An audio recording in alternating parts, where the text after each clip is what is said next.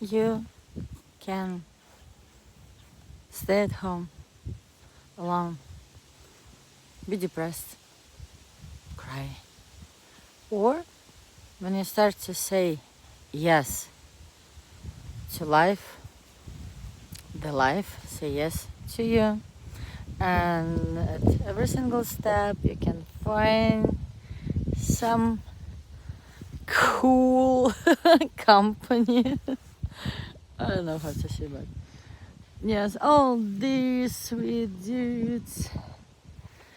So it's really hard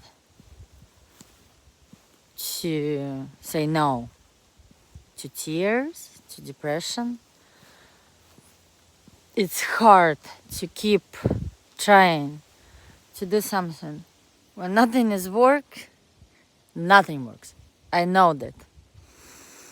I've been in that situation a million times. But if you love to live, just keep believing that your moment is coming. The best moment is coming. And you can find some positive moments anywhere at your step. And just keep believe. That's gonna happen. I know. It's way much easier to put your hands down and say, no, life doesn't like me. Still, give it a chance. Again, to be depressed in your bed or sofa, it's easier than to get out somewhere.